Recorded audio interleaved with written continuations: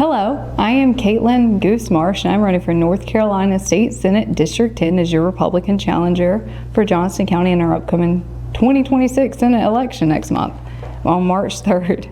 I have a passion for advocacy within Johnston County, and when I first started my campaign, that was the root of it. I wanted to advocate for the changes needed within Johnston County. But it's through the process of campaigning and learning different topics and seeing what is actually happening that it's shifted. I think it's much bigger than what I thought.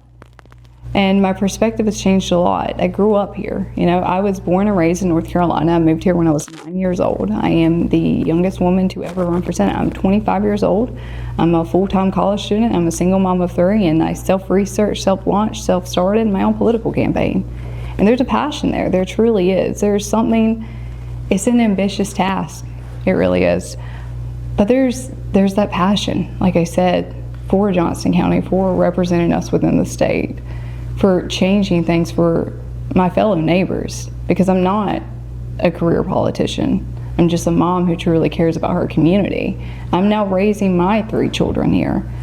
And there's so much that I want to do and give back to us that we need changes implemented.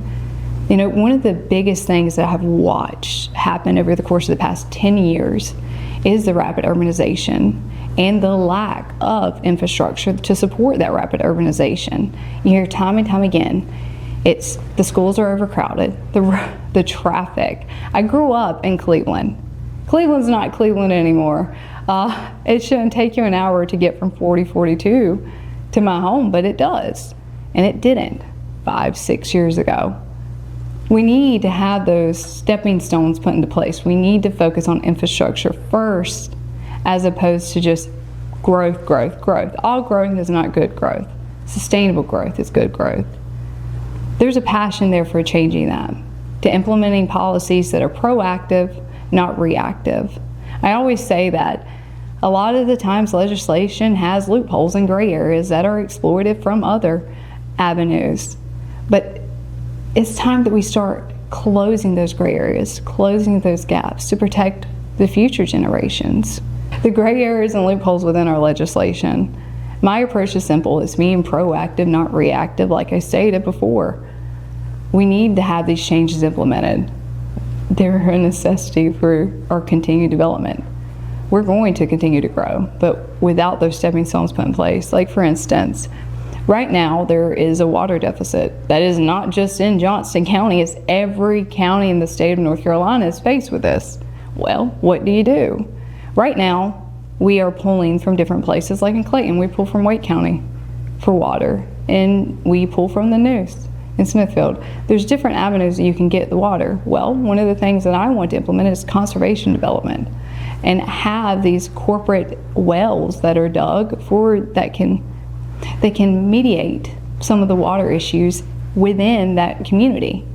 Now, it's going to supplement, so it gives our county water system a break. That's a proactive approach to development, which, again, is needed. Our school systems they're filled to the brim. You have kids in different areas within Johnston County, like 4 Oaks, having to go to Princeton to play football, or they're at capacity in one area, and in another school they're not. Some schools have a speech therapist every day. Some schools only have her once a week. There's too much of a divide or a gray area, and we need to start closing those gaps. Again, my name is Caitlin Marsh, and I am running for North Carolina State Senate District 10 as the Republican challenger for Johnston County. Please vote for me on March 3rd during our primary election. Thank you.